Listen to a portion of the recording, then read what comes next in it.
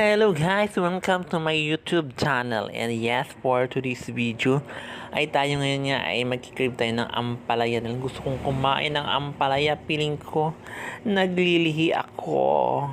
Kaya ito, bumili tayo ng ampalaya at ating lulutuin at ating hiwain na muna para sa ating menu for today's video.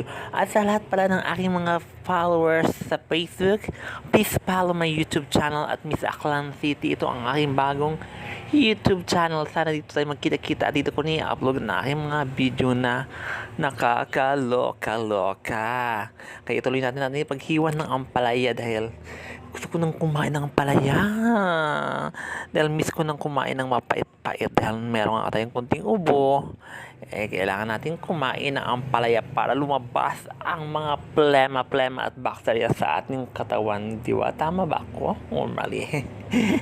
Basta yun na yun. Sa lahat ng aking mga supporters and followers, please follow my YouTube channel at Miss Aklan City. So hanggang dito na lang muna ang aking vlog at bye-bye!